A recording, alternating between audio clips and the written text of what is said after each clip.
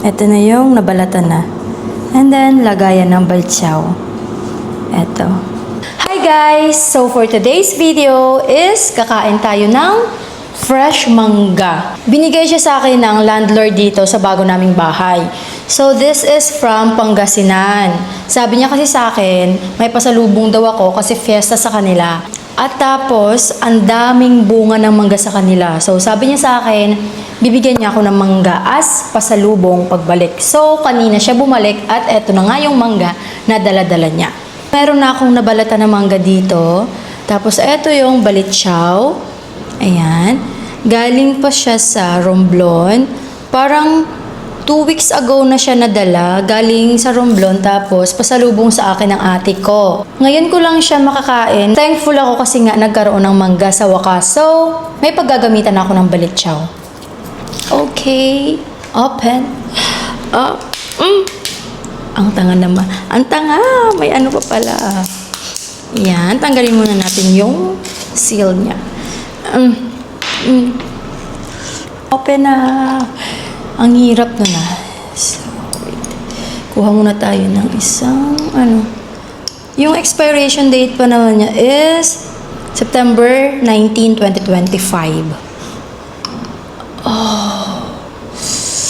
Wait lang. Baka kasi matapon. Eto siya. Grabe. Grabe. Te. Lagyan natin sa lagayan. Ayan na siya. Kain tayo.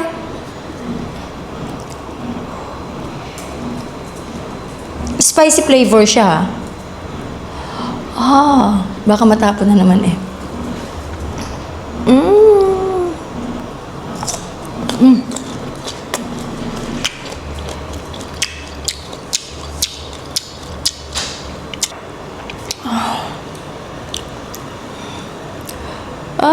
Sarap.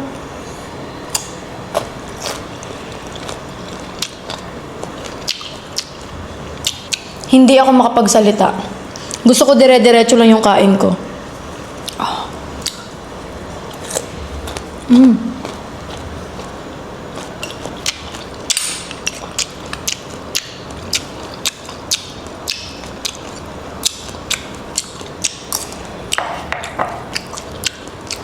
Ano pa? Isang kutsara.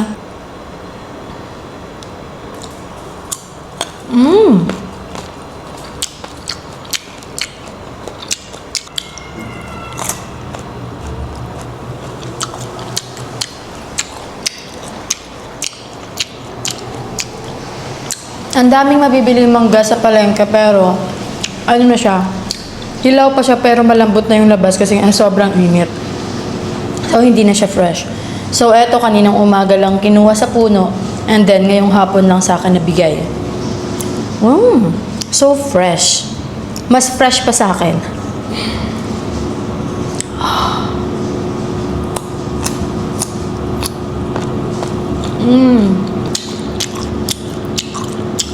Talaga.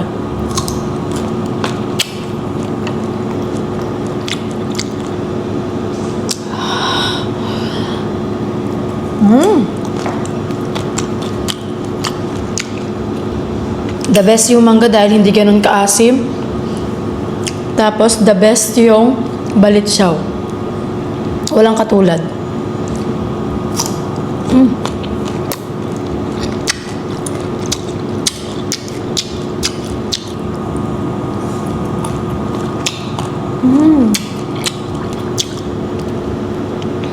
Pero, ang sarap.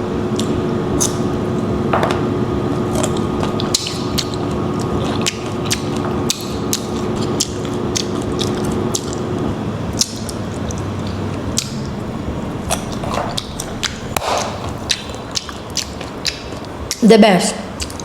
So, yun lang. Bye-bye.